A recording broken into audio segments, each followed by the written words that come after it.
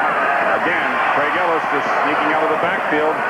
Takes the pass from Homer Jordan and does a nice bit of running and gets to the 15-yard line, but there are penalty markers down. They're going to wipe this one out. Best made the tackle on Ellis. We talked about dumping that ball off, even if you just dump it off for a couple of yards, which is exactly what happened with Craig Ellis that time. He made a big gainer out of it, but once again, Riders called for holding, so they'll be backed up.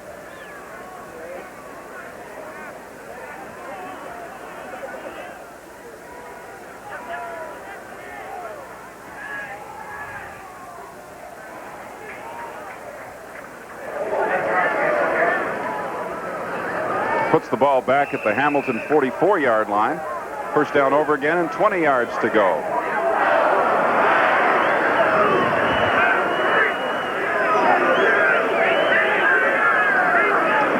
Here they come. Jordan is caught from behind right at the 45-yard line for a loss of a couple. Mitchell Price with the good pursuit, and King was over there as well. So it pushes the Riders further back. It'll be second down and 22 yards to go.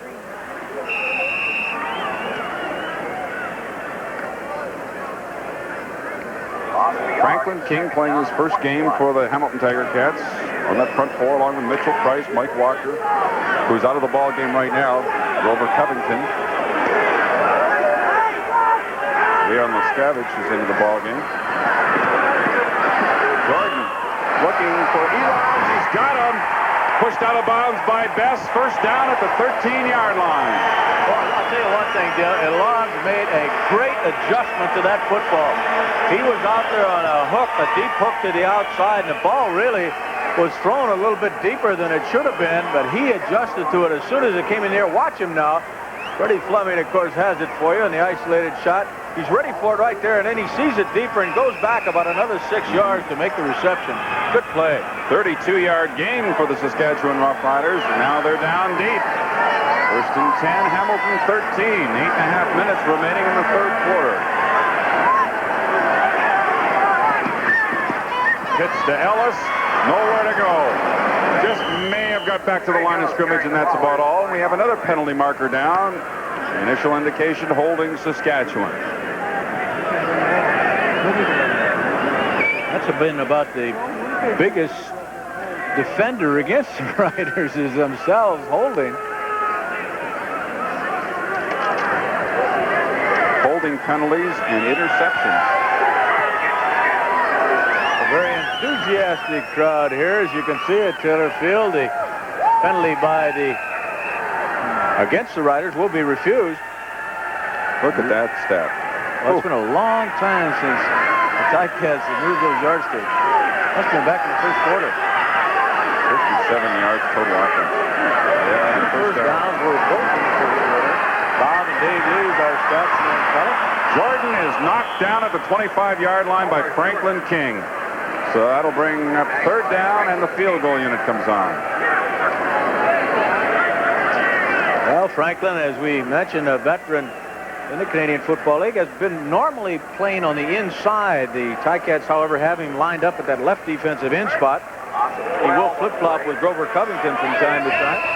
There's a little guy enjoying himself. This is a pretty good tackle in the open field on a guy as with the moves that Homer Jordan has. Excellent tackle. 32-yard field goal attempt now by Dave Ridgway. Stu Fraser doing the holding. It is wide to the left. Ridgway having an off night. 0 for 3, but it's a single point, and it's now a 23-14 ball game in favor of the Saskatchewan Roughriders over the Hamilton Tiger Cats, and we'll be right back. Saskatchewan Roughriders lead the Hamilton Tiger Cats 23-14 with 7:33 remaining in the third quarter. Hamilton with the football, first and 10 from their own 35. 24,000 plus at Taylor Field tonight. Yeah, you know, you've seen a lot of football games over the years, and when a team dominates another as much as Saskatchewan has over Hamilton, this lead is not that big. One quick score, Hamilton be right back in it. That's exactly right. How many times that'll happen? Hobart completes his second pass of the ball game. This is to Wayne Lee at the 40-yard line for a gain of 5, and the tackle made by Eddie Lowe. Well, in fairness, he has had several drops, but it has not been an outstanding performance that he came up with against the Montreal Concord last week. 2nd and 5 now. Back to the live action. Hobart steps up. Lots of room to run, and he can't beat. Hobart down the sidelines, forced out of bounds by Glenn Suter at the Saskatchewan 37-yard line. And the second biggest offensive play of the day, they've both been when the quarterback is taken off running. Let's go down to Al McCann. Well, there's Dave Ridgway. Bad news for Saskatchewan. He's pulled a groin muscle. He'll be out for the rest of the game. And Saskatchewan getting quite a few nicks. Guard Neil Quilter also got banged around a little. They're applying ice to him, but he'll probably be back. And as for Mike Walker, who I reported on earlier on the Hamilton side of things, they now don't think that Mike will be back in the ball game. So they're going to take their toll. Poncho James with the football to the Saskatchewan 34-yard line. A gain of 3 yards. Cedric Kelly making the tackle. That last run by Hobart was good for 33 yards. And right now Hamilton looks at 2nd down and 7. Gain of 3, 2nd down and 7. So with Ridgway Saskatchewan 34. pulling a groin muscle and out of the ball game, if the Riders get into place-kicking situations, it'll be young Terry Leschuk who will take over. Hobart just got rid of it in time and completes it to Wayne Lee. Darrell Toussaint managed to bring him down, and Toussaint, who was injured earlier in the ball game, is shaken up again. You're right, Dale. That's that bad hip of his. He has a hip problem already. 28-yard pickup for the Tiger Cats. I think he takes quite a shot here. I believe it was Gary Doolin, number 70, that put the hit on him. He went down, but boy, did he deliver that ball perfectly. I don't know if we were being prophetic or not, Dale, but we said if they could move this ball down and get right back in the ball game, even though they've been completely dominated in the first 2 2/3 quarters of this game, they trail the Riders only by 9 points, and they have a first down at Saskatchewan's 6-yard line. Now is when it counts. Can he put it in the end zone? Exactly. Toussaint is back on his feet and heading to the Rough Rider bench. He'll be replaced at least for one play by Dave Singh, number 22. Dale, that Hobart's a very resilient young man. He took a heck of a shot, too. He has taken a couple of them tonight, Al, and he just bounces right back up. It's 1st and goal, Hamilton, Saskatchewan 6-yard line. Big pressure. Fran McDermott got to him. They're going to rule an incomplete pass. Well, Dave Graffey was right there, number 32. I believe it was a legitimate throw. He tried to underhand or sidearm the ball to number 32, his fullback Graffey. The fans here won't be all that pleased, but take a look at the young quarterback. Actually, a good play by him. Dermott in there on the blitz, and he got rid of it and get rid of it safely. So it'll be 2nd down from the 6-yard line. He's got to be careful trying to throw that ball when he's in the grasp of somebody. He had one picked off earlier in the ball game. Well, if you throw it in the dirt, you're all right. 2nd down and goal into the end zone. Touchdown, Hamilton, Rocky DiPietro. And he picks up his first touchdown of 1985. And for Ken Hobart, that's his 3rd touchdown pass in the season. 2 last week to Stapler, and now this one to DiPietro. With all the wasted opportunities that Saskatchewan has failed to capitalize on, they are going to be leading these Ticats by only a couple of points. Tiger Cats used 2.5 minutes, 2:38 to be exact. They move down and put it in the end zone, and here's Bernie Ruoff. The convert. It is good. 23-21. Saskatchewan leading Hamilton. 4:57 remaining in the 3rd quarter. Good throw by the youngster as Rocky DiPietro just coming from the top side on a crossing pattern. Man-to-man coverage, and Rocky runs away from him. Made up for that ball that he dropped on the 2-yard line a few moments ago. So with 4:57 remaining in this 3rd quarter, we definitely have a ball game. That was easily the most impressive drive. As a matter of fact, it was the only thing you could call a drive by the Hamilton Ticats in this ball game. And, of course, following the game tonight, we'll be announcing our game stars. Earlier, that Paul Bennett definitely had a shot at the defensive star with that 109-yard interception return. Here's the kickoff by Bernie Ruoff. Michael Elarms from the 5-yard line. Cut down beautifully by Les Brown before he reached the 25. 20-yard return. That's right. That's where we can go as much as you want to right now. Well, you saw the discussion on the Hamilton Ticats bench, and they feel that they've found an area in that Rider defense so they can go anytime they want to. We stepped into him, and this guy can't go. No, he was able to. All right, now you're talking about 50 or 40, 50, 50%. And he was in, this guy was in the gap, so we zoned it. All right. Now which guy was in the gap? Saskatchewan first down. Homer Jordan in a bit of trouble again, and he'll pick up a couple of yards, and that's all. Hamilton front applying pressure consistently now against Homer Jordan. That was David Solvay, number 88. Finally put the stop on him. They've had to make some changes up front. Walker out of there. Yeah, let's go in there and replacing Mike Walker, the injured defensive tackle that Al discussed a few moments ago. Savage has been around this league a long time, Dale, and with a few different ball clubs. Jordan throwing incomplete. Michael Elarms, the intended receiver. There's a penalty flag in the offensive backfield. Brown was providing the coverage on Elarms. A rough play call against Hamilton. Boy, that's one they didn't need. Let's take a look at it and see if we can see who roughed Homer Jordan. Sobe. Another call coming from the weak side. Roughing the passer, number 88, Hamilton. First down, Saskatchewan. David Sobe, number 88, and that one really hurt. Sure did. Ticats would have got the ball in great field position. Well, instead, the Saskatchewan Roughriders are first and 10 from their own 41. 3:40 remaining in the third quarter. Riders lead by 2.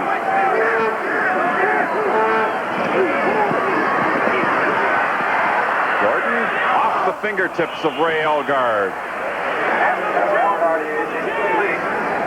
You know, one thing that the Ticats are trying to do now is simply get that pressure. Watch a little stunt here now. Mitchell Price, I should say, coming in and putting pressure on Homer Jordan. They're trying to put that pressure simply with the 4 defensive linemen, and they're doing a fairly good job at it right now. That sure helps the defensive backs when they got underneath support with all those linebackers. Second down and 10.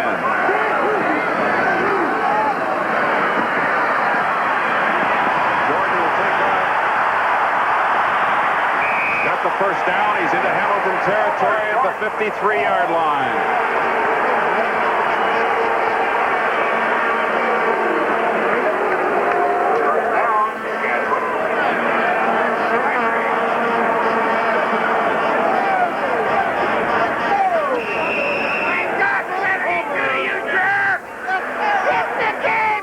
Certainly knew where that first down marker was, got down very quickly, and he puts it into the Hamilton side of the 55-yard line. 2:30 remaining now in this third quarter. Talk about field position, rough play call. Certainly looms large right now, doesn't it? Definitely. Ben Elgard still on his feet. 35-yard line. Not tough to bring down or anything, is he? 17-yard gain. Boom, bam. He just bounced off of it. Harold Fields, number 16, and he's a bit mismatched in terms of size, but Paul Bennett comes up, takes a shot at him. Mark Streeter gets a shot at him. He just goes for another 5-6 yards. Elgard. Bill, you know, not only a field position, you're talking about that penalty being so important. it's also keeping that Hamilton Ticat offense on the bench when they had finally gotten a little momentum going for them. Now they're sitting out, can't get the ball back. Craig Ellis 33. takes the handoff from Homer Jordan, and he gets close to 5 yards. Stopped around the 31, 32-yard line. By Mitchell Price on the tackle. Along with Stavitt. It's a gain of 4, second down and 6. We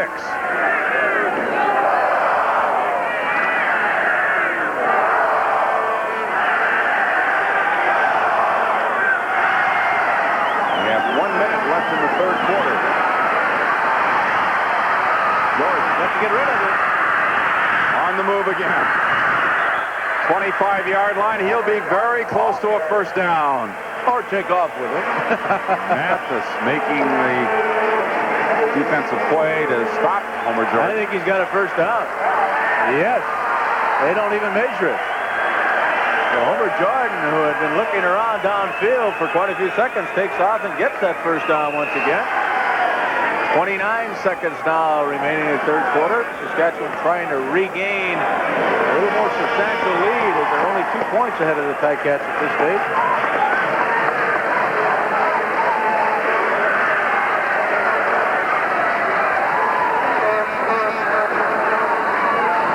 Ellis slipping outside. Gets to about the 21.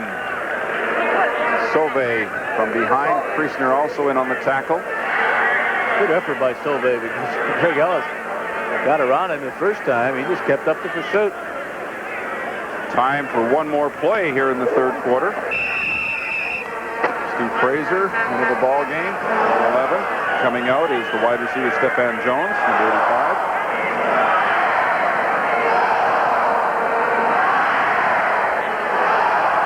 The last play of the third quarter, barring a penalty, of course. It's been a long drive for the Riders. They've used up a lot of time.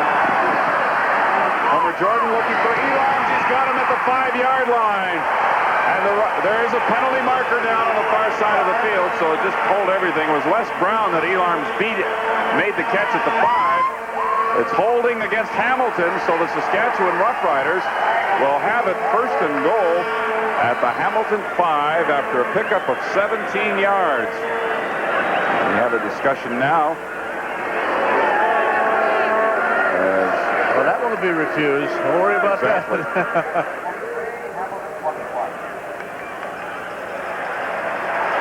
Okay, it's declined, of course, and that brings to the close the third quarter, and the score is Saskatchewan 23 and Hamilton 21. The Riders on the 5-yard line. We'll be back with the fourth quarter in a moment. We are back for the fourth quarter. The Riders are first and goal from the Hamilton 5-yard line.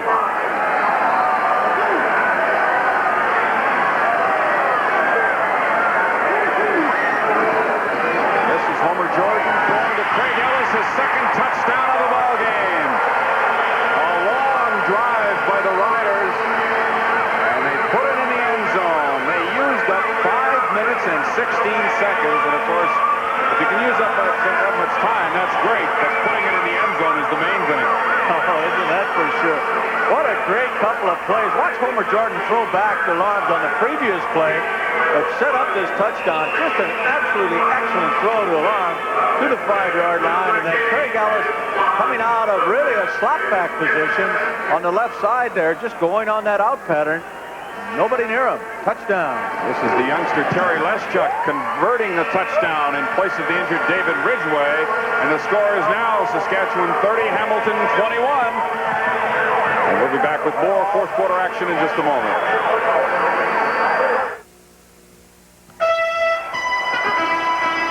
This is Poncho James returning the kickoff out across the Hamilton 25 to about the 27-yard line, and it was Eddie Lowe making the tackle, a 66-yard kickoff and a 28-yard return, but there is a penalty flag down. I think the Riders were offside on the kickoff. They may have to do it over again. Here's the touchdown, Homer Jordan to Craig Ellis. Great throw, eh? right off the bat here in the fourth quarter, capping an 86-yard, 9-play drive, and they used up over 5 minutes on the clock. Bill, maybe one of the factors in this game we have not talked about is Poncho James. As we've mentioned, he gained 120 yards on the ground against the Montreal Concord. Take a lean over there and tell us what he has rushing for today. Poncho James has carried 8 times for 7 yards. Well, I'd say that's a pretty fair defensive effort.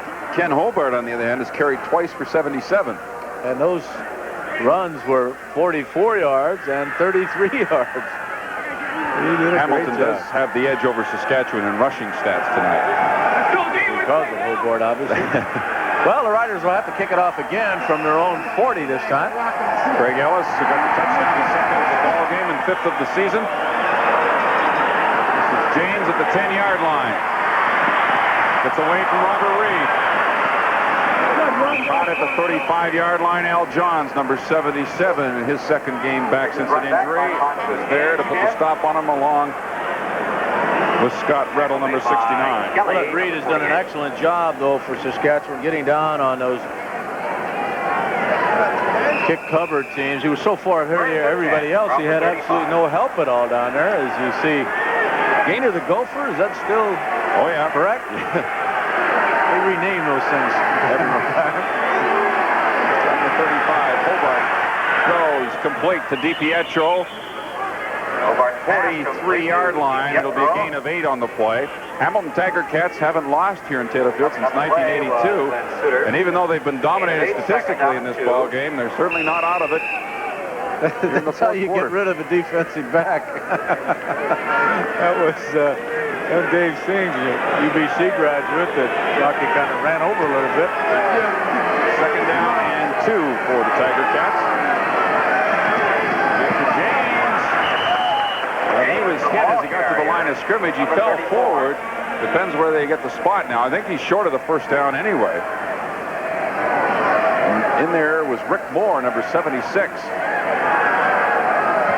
Well, if we see short yardage by the Hamilton Ticats, they do something that's fairly unusual for most CFL teams on short yardage situations. They come in with an unbalanced line. You don't see that very often.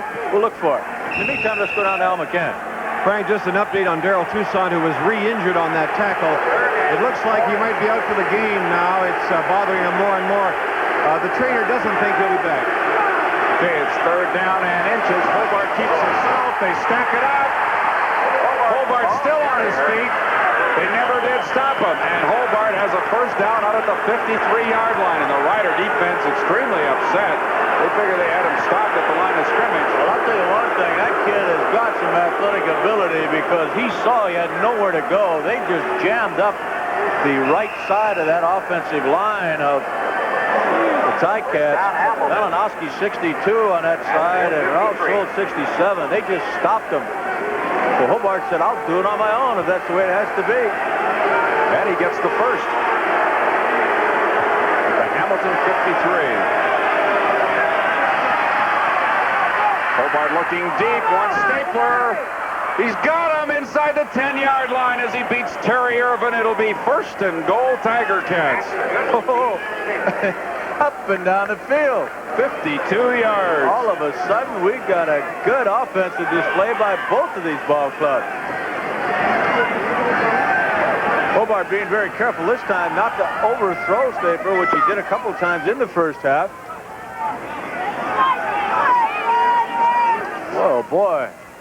A great drive by the Ticats, and Saskatchewan came right back, and you'd think they'd demoralize them with that big drive of their own, but no. Ticats threatening once again. First down, 3-yard line. Hobart to James. He's hit at the line of scrimmage, and he falls forward to about the 2-yard line. Dave Singh was there. Eddie Lowe as well. Number 42, I think, made the initial contact with him. Second down and goal, just inside the 2-yard line.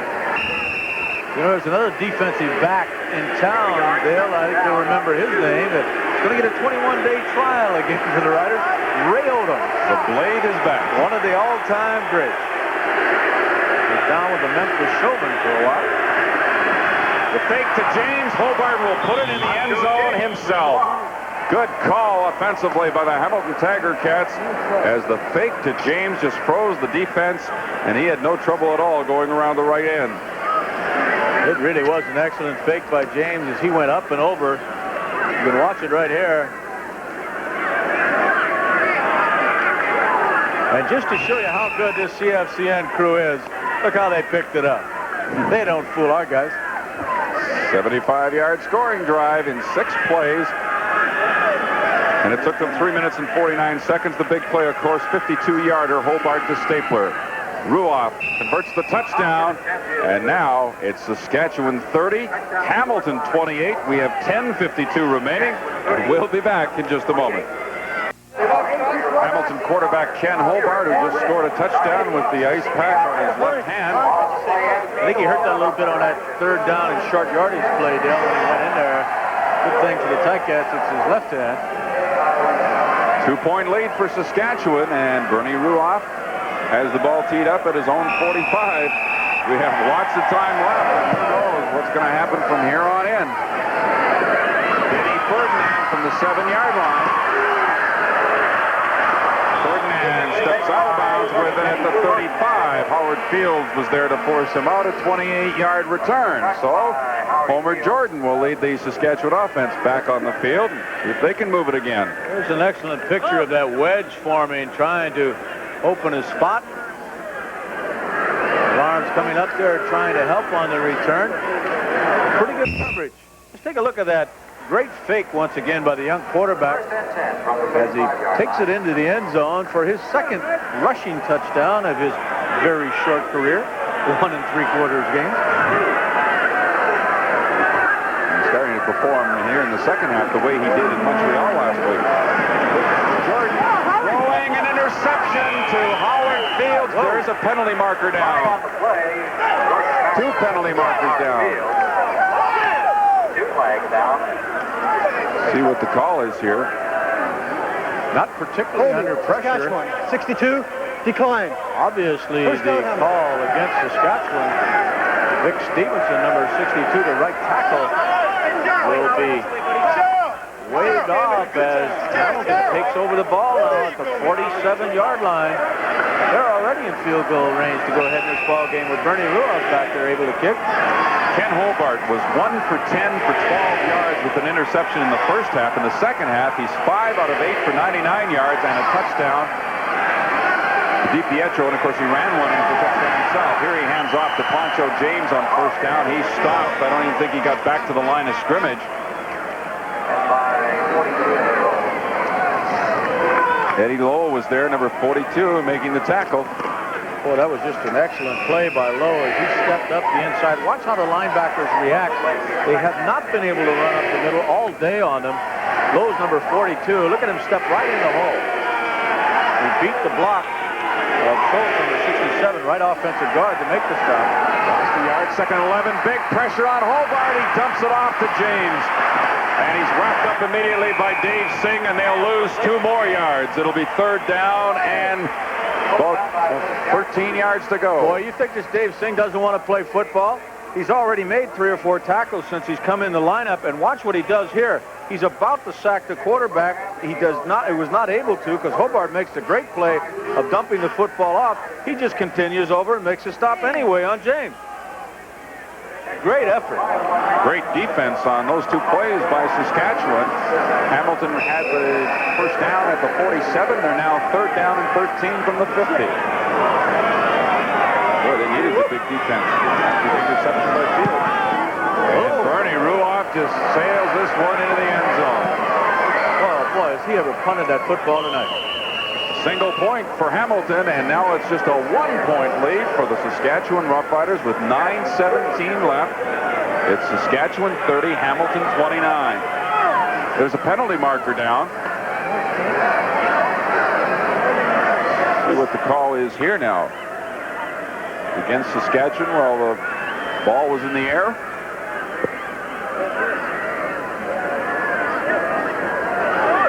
'74-yard punt that time by Bernie Ruoff. The first time he's had to punt this half. Deal, he was only averaging 54 yards a kick before he hit that one. So his season average coming into the ball game, 45 yards. His career average is 45.3. Well, I'll tell you something. That's one big advantage Ticats have over over Saskatchewan, and that is in the kicking department. Now I think we've got the penalty flag sorted out.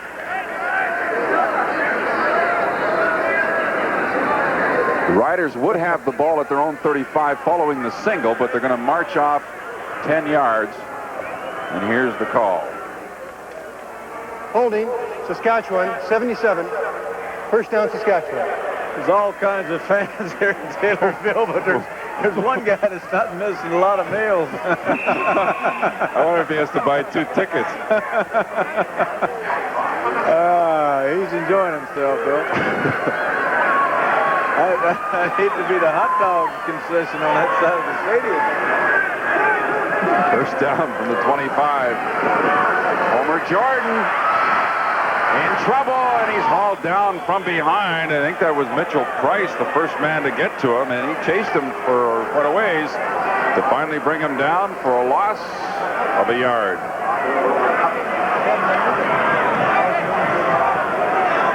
Pressure in this second half, particularly by Ticats, and as we mentioned, they're not really blitzing that much. They'll bring one linebacker from time to time, but it's essentially that front four: King, Price, Covington, and Leon Lescavich, who replaced Walker. Tomorrow afternoon, McMahon Stadium in Calgary, the Stampeders hosting the Montreal Concord on the full CTV network, starting at 4 o'clock Eastern Time. Jordan throws incomplete. We have another penalty flag down. And we should say hello to our buddies Pat Marsden, Lee Pedersen, and Bill Stevenson, who are waiting in Calgary for our crew to arrive to do that ball game tomorrow. Good luck, guys.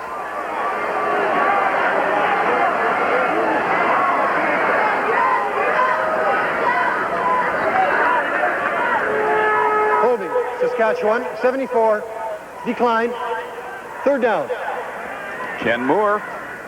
Been an awful lot of holding calls against the Riders tonight, but watch this pressure. I mean, Franklin King has about 4 people that try to get on him. Finally, however, it's a newcomer, Reggie Mathis, the linebacker we talked about a lot tonight, who put the ultimate pressure on. 8 minutes remain now. Ticats going to get the ball back, and they trail only by 1. Wayne Lee on the return, and he is cut down immediately by Ken Moore, number 74. 39-yard punt, no return. The score is Saskatchewan 30, Hamilton 29, and we have 7:52 left. We'll be back in a moment. Just 1 point separating these two teams with just under 8 minutes remaining to play here in the fourth quarter at Taylor Field. Hamilton Tiger-Cats trailing, but they have the ball back. And look at the first down difference. Statistics just really don't tell the story here in this one.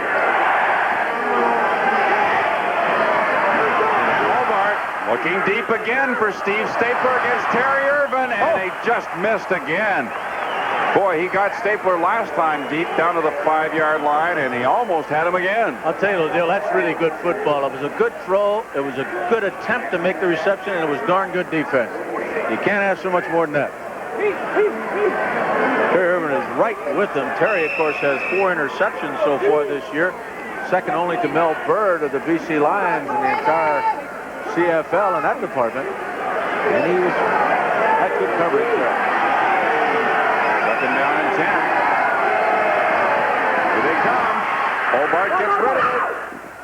Rocky DiPietro made the catch, but he was out of bounds. When he finally gained control of the football, it'll be third down. One fine reception by Rocky, but it doesn't seem like these teams are only 1 point apart when you flash up some of those stats, but that is the case, folks. And the way Bernie's been kicking tonight, he just may well tie the ball game up right here. Yeah, well, he's averaging 56 yards, and he's about 61 yards out of the Saskatchewan end zone, so. I know that didn't count, guys, but that was one heck of a catch. Oh, he shanked one.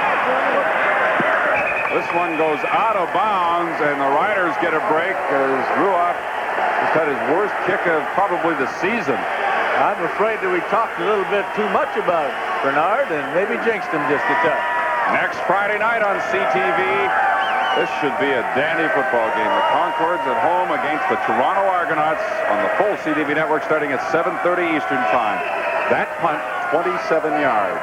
What an interesting matchup that should be. The Argonauts now getting off track, and the Concords, of course, with a great start in '85. First down Riders from their own 33-yard line. Great four-man rush again. Ken Moore makes the catch.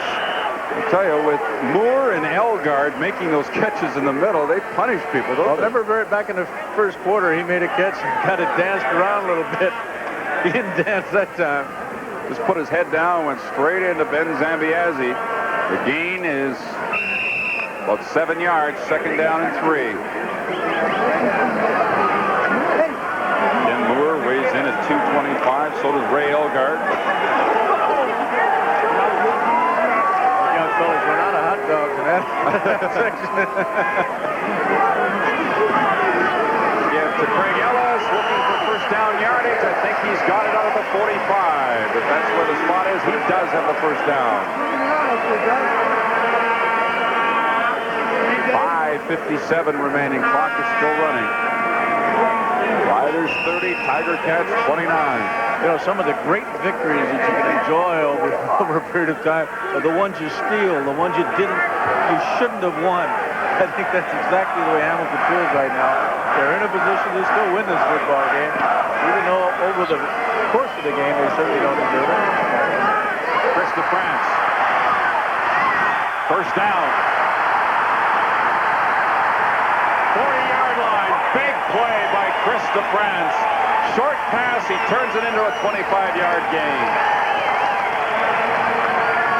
Again, is there any better two inside receivers, Dale, in your opinion, in the Canadian Football League than DeFrance and Elgard?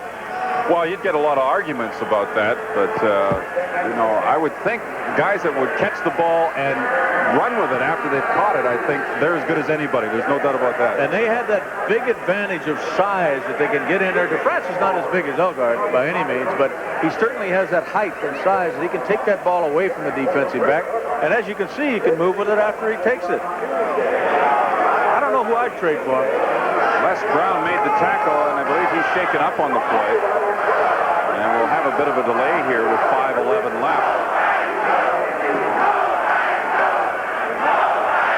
Ticats have been nicked quite a number of times tonight. And the Riders, too.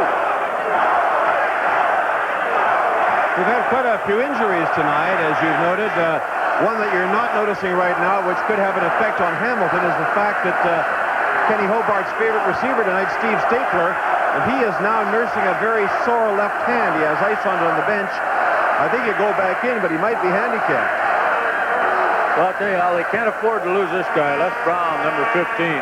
Well, I'll tell you, you're right, Frank. Remember, he was a defensive star a week ago when he had a couple of tackles. He had a knockdown, an interception, a block punt. He did it all, and he's had another great game tonight. Fine football player. Okay, our question tonight was, should the penalty for no yards on punt returns be changed? And those were our numbers to call, and this is the response. And definitely favoring the nose, 54%. All right, let's leave it the way it is. That's right.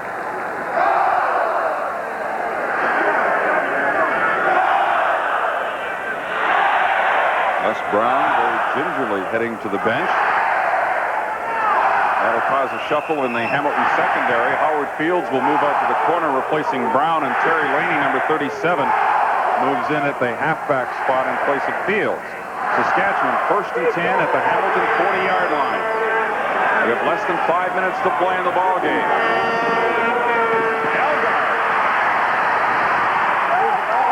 He may go. He's to the 10-yard line. Zambiazzi finally brought him down. Yes, beautiful. Who'd you say you would trade for these guys? Oh, golly. Not a very complicated pattern, just a quick look in. They're laying off Elgard, and people just bouncing off of him. They're going down low to try to knock the big guy down, and he's got too good of feet for that. Ben Zambiazzi has to come all the way back from his middle linebacking spot to knock him out of bounds at the 10-yard line. A 30-yard pickup. Howard Fields was trying to tackle the ball, and he missed him. First down. Goal to go at the 10. Jordan has to hang on to it and eat it back at the 13-yard line. Good defense that time from Hamilton. The front four applying a lot of pressure. 77 Grover Covington. Been a good football game for Al Bruno and his group, starting to put some offense into the game here in the second half. First half completely dominated by Jocko and his Green Riders. Stu Fraser's in again. Michael Elarn comes out. Second down. Throw the goal from the 13.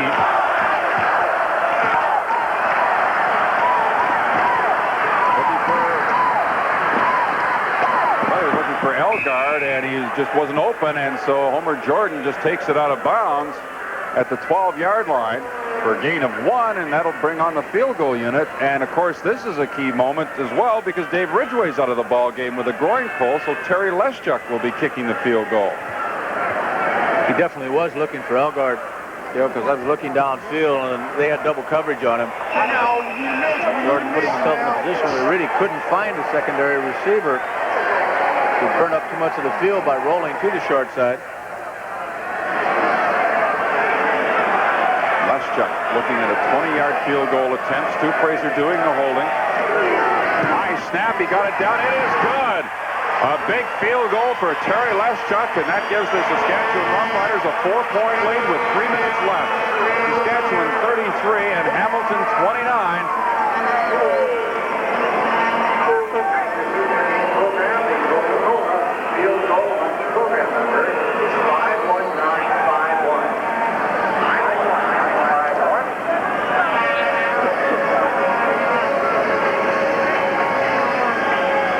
All right, 33-29, and we'll be back in just a moment. Stay with us. Head coach Jack Goda and the Saskatchewan Roughriders looking on now as the Hamilton offense goes to work. First down from its own 35-yard line. Saskatchewan leads by 4, 3 minutes left in the ball game. Hobart has this pass knocked down at the line of scrimmage. Eddie Lowe got his hand up to knock it away. Well, just great movement by Lowe. He's had a super football game all night long. Watch Lowe come over. He sets up, gets up into the spot, sees the ball being delivered, just gets those hands up. If you can't get to the quarterback, do this. Well, now we have the referee stepping in to stop the clock. The clock kept running, even though it was an incompleted pass. And I don't know how many seconds they used up, but they're going to have to reset it. It's all the way down to 2:34. Now they've put it back up to 2:47, so they rule that 13 seconds ran off.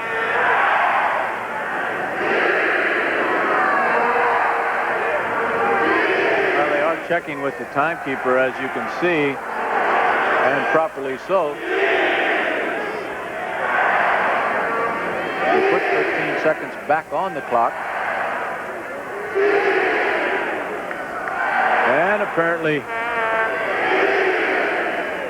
they are in agreement, to the best of our knowledge. Frank and Dale, they're going to add 12 seconds to the clock right now, so there'll be a bit of a pause. The game referee wants 12 seconds added back to the clock.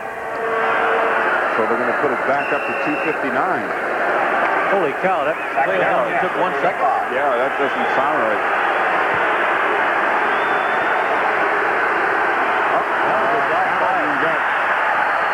Quick feet there and jumped the gun. This is Poncho James, I believe, with the catch. But there are flags at the line of scrimmage.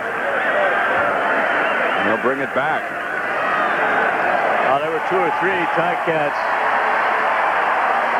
in motion while that ball, prior to the ball being snapped. Good call. Rocky DiPietro for 1. And the receiver on the far side of him. It'll be second now and 15 yards to go for the Ticats. Legal procedure, 23 Hamilton. First down, repeat it. Well, DiPietro is the one they called out to all the folks here at Taylor Field. Second down and 15. So the young quarterback, Ken Hobart, needs a big play right here.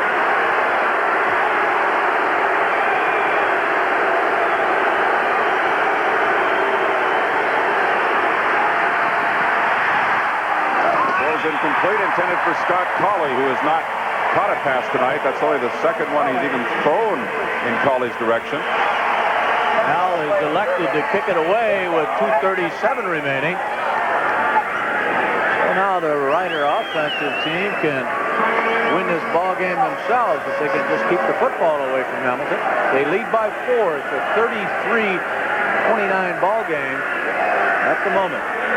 That last possession for the Riders, they had the ball for well over 2 minutes and ended up kicking a field goal, and we have 2.5 minutes remaining right now. And Bernie will kick it away. Hangs it high. McDermott back to his 31. To the 35-yard line. 2 or 3 Tiger Cats were there. Ed Gadavakis leading the way. 49-yard punt and a 4-yard return. So with 2:27 left and only a 4-point difference here, we still have to consider our game starts for this one tonight, Frank. A couple of possibles, but you never know what's going to happen from here. I know where my vote's going to go on offense. Where's the number 81? I'll give you a hint. All right. And a reminder again, tomorrow afternoon, 4 o'clock Eastern Time from McMahon Stadium in Calgary, CTV Network, the Stampeders and the Montreal Concord. This one, not quite over yet. Just 4 points. Riders leading Hamilton. The pitch to Craig Ellis. He picks his way out to the 40-yard line for a gain of 5 yards on the play. Franklin King was over there. Mitchell Price. Well, now is exactly the time when you cannot let a ball club run it on you. Saskatchewan goes to Ottawa next Thursday, and Hamilton turns home. And a week from tomorrow, the Hall of Fame game against the Winnipeg Blue Bombers.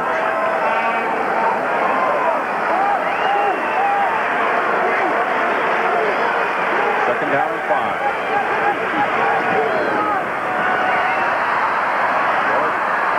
Good job of getting out of trouble. Finds Elgard, but he'll be short of the first down as he is wrapped up immediately by Brown. Priestner was there to help him. He'll be 2 yards short of the first. Spot the ball at the 43-yard line, and the Rough Rider punting unit comes on. Well, Elgard did the right thing in trying to come back and help his quarterback, but it took so long on this play that he came back a little bit too far. Les Brown played it perfectly. Let him have the ball. Just make sure he doesn't get that first down. This could be a great finish yet, you know, with 1:56 remaining, and it would be only appropriate if it is. A great second half, entertaining football. 22-11 was the score at halftime in favor of Saskatchewan. Ken Hobart has directed Hamilton the way he did last week in Montreal. Some big plays after they hadn't really moved the ball at all offensively in the first half. More reminder tomorrow about tennis action on CTV. Of course, it's the final of the Players' Challenge from Toronto. That'll get underway at 1 o'clock Eastern Time live on CTV.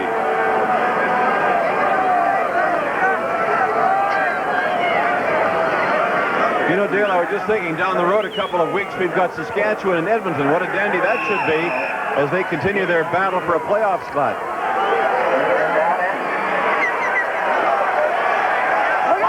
Leszczuk getting set the punt now.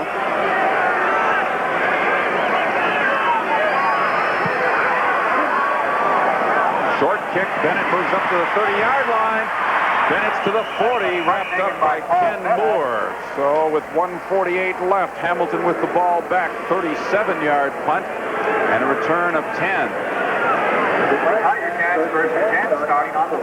Well, should the Riders win this one tonight, they move into a second-place tie with the Winnipeg Blue Bombers and Edmonton Eskimos.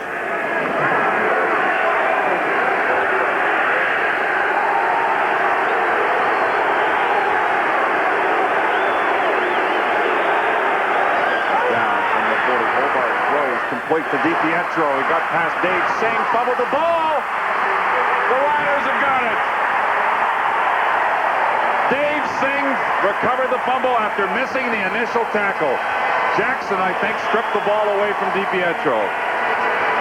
Well, I'm I'm sure Rocky feels very, very bad about that, but in an effort to try to pick up additional yardage, he spun away there from Singh, and I think you're right, Dale. It was number 45, Jackson, Billy Jackson, the linebacker, who came from behind. Rocky did not see him, obviously, and he knocked the football out of his hand. 1:40 remaining. That should do it for the Riders if they can retain possession. Is that a little premature, Dale? You might be, the way this game has gone. You never know for sure. But too long. Wow. Mistake like that. Well, of course, there's no reason to make a mistake like that. There's 20-second clocks are at either end of the field. The quarterback's looking right at it. Now the situation is that the Riders will not, or the clock will not start until the Riders do snap the football. With 1:38 remaining, and there's your clock that Homer Jordan was or should have been looking at.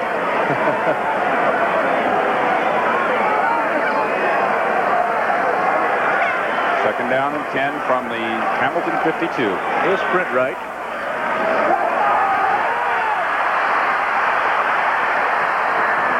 Gets to about the 48-yard line, and Priestner was there along with Reggie Mathis, number 43. Pick up of 4 yards. And again, the Rider punting unit comes on. And we still have a minute and a half left. So even though they got the ball back on the fumble recovery by Dave Singh, the Riders... That loss of down penalty is a big one. Yeah. Boy, all he had to do was fall down on the ball, and they'd be much better off than that.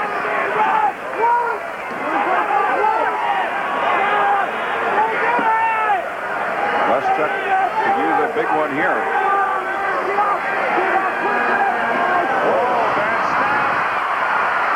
Oh, he managed to get the kick away. A great job by Terry. But the ball bounces back.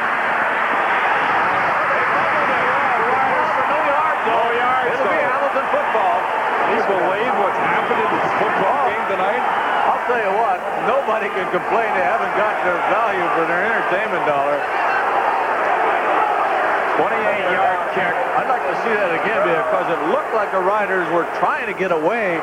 As you see the great play by the young Leschuk as he scoops that ball up, moves to the right, and kicks it almost soccer style. Did a great job Got it of up just getting high. away. Now watch, it bounces back towards the line of scrimmage. They all try to scatter. Bennett then fumbled it. No yards. And Saskatchewan, Jerry 69. First down, Hamilton. Picked it up, but Scott Ball Reynolds was against Scott Reynolds, 69. So with a minute left, the Tiger Cats do have the ball at their own 36-yard line. We do have an injured Hamilton player on the field. Hobart takes the opportunity to go and discuss things with head coach Al Brutal. Les Brown, you see, who is Jones has had a player big, of the week busy last night as the head trainer of the Ticats. 1 minute exactly, and the Hamilton Tiger Cats must score a major. They're on their own 36-yard line. So that would appear to be about 74 yards they need to go.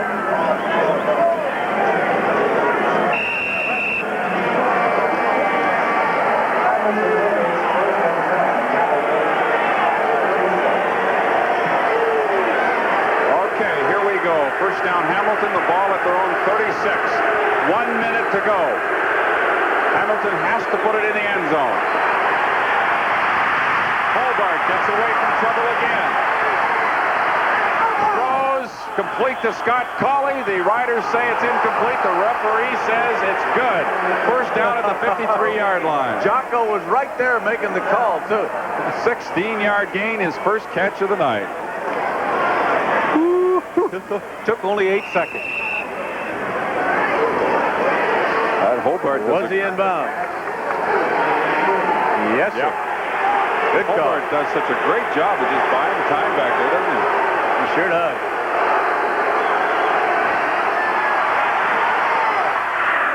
Pass intended for Wayne Lee. Off the mark. It'll be second down and 10, covered by Billy Jackson. 48 seconds left. Two veteran coaches. He's still, I bet you're very, very nervous at this point. The confusing thing is, you know, like, since Al Bruno's been head coach of Hamilton, he's never lost to Saskatchewan, and Jocko as a head coach has never lost to Hamilton since 1979. Really? Hobart rolling away from the pressure. Stops and ball got away from knocked away by Eddie Ray Walker. Steve Stapler, the intended receiver. Big defensive play by Walker. Third down coming up. Third year pro, but first year pro as far as the Riders are concerned. And what a big play he comes up with. 41 seconds remain now, but the important thing is it's 3rd and 10. The Ticats have got to get 10 yards or more.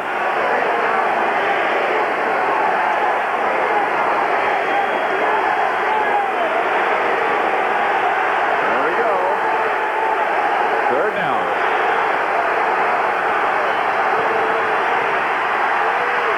Hobart got away from Goltz, gets around Rick Moore, now goes deep for Stapler. Knocked away by Eddie Ray Walker. Whoa, I thought Stapler had it for a second. Two great plays by Walker. And Stapler made just a gigantic effort to catch this football. It was underthrown. And how many times have you seen that kind of play be completed?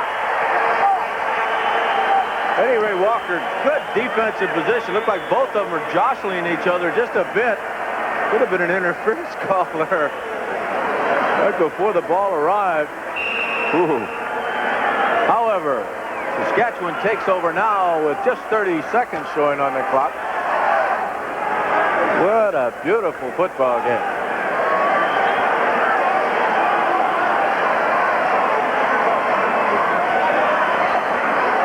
Going to take the ball and run with it. Gets to the 50-yard line. Have you noticed how long it takes to play this last minute? It's amazing. The ball has gone back and forth. We have a couple of Tiger Cats shaken up on the play. Zambiazzi down now. The Hamilton defense really has been on the field a long time tonight, though. And done an excellent job in the second half of this ball game. Franklin King shaken up as well. He's back on his feet and with some help is heading towards the bench. Well, a lot of encouraging signs are for the Ticats with Hobart showing that first game against the Montreal Concord was no fluke. He had a very rough start in the first half, as Dale pointed out to you statistically, but he has shown that he can move this ball club in this second half of the ball game. He is so cool under pressure. Time of possession tonight, Hamilton 23 minutes 46 seconds, Saskatchewan 36 minutes and 14 seconds, and we have 25 seconds left for the completion of this ball game, and Zambiazzi still down. Tomorrow it's Montreal at Calgary. Next Thursday Saskatchewan plays in Ottawa. The Friday night game on CTV has Toronto at Montreal. Dale, we anticipated a good one, but I don't think we anticipated one this exciting, but I think something has to be said for the Hamilton Tiger Cats. I'll tell you, with Kenny Hobart in there, they got a very formidable football club. Pancho James. And you see what the victory for Saskatchewan does. Three-way tie for second place. Clock is winding down, and Jordan trying to use up the entire 20-second clock, just rounds it right at the 50, and he'll have to do it once more before this football game is history. Boy, been a great one. I think now there's just been a big sigh of relief with the crowd here at Taylor Field that maybe it finally is coming to an end here, and the Riders will hang on to win this one. But Hamilton really threw a scare into them in the second half. Play of the ball game coming up, and Homer Jordan grounds it once more, and Saskatchewan has defeated the Hamilton Tiger Cats, improving the Rider record to 3-2, and Hamilton goes to 1-4 in a game that statistically was all in favor of Saskatchewan, but some key turnovers. And of course, the big one being the 109-yard interception return by Paul Bennett.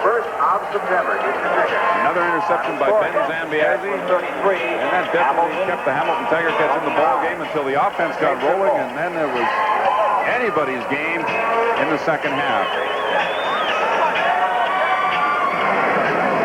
Just want to go back to our CFL poll for a moment. Should the penalty for no yards on punt returns be changed? And 54% say no, 46% say yes. So I think it's time to go down to field level for a chat with the winning coach. Here's Al. Well, okay, Dale, with a very excited coach naturally. Jack Good, a big win for you guys, Jack, but what a tough one. Hamilton played well. It's never easy, is it? You know, like Ridgway gets hurt and he can't kick, and then young Terry Lester comes up and makes some great plays, kicks a key field goal, and then, of course, on a bad snap, he picks that up and gets the ball down the field and protects what skinny lead that we had. And then Joe Pawpaw had been hurt, been ailing a little bit during the week, and just didn't respond, you know, and then our young quarterback, Homer Jordan, comes in there, so our depth kind of got us by. It was a heck of a game, though. Okay, Jack, congratulations. Best of luck on the road. Thank you. The CFL on CTV continues in just a minute.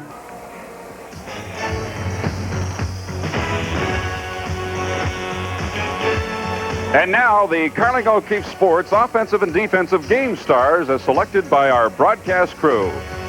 From the Saskatchewan Roughriders, slot back Ray Elgard, who caught 8 passes for 156 yards and a touchdown, is the offensive star. And from the Hamilton Tiger Cats, safety Paul Bennett with his 109-yard interception return for touchdown, the defensive star. Each of tonight's stars will receive a portable stereo system, compliments of Citizen Electronics. Chances are someone you know owns a Citizen. This is the CFL on CTV.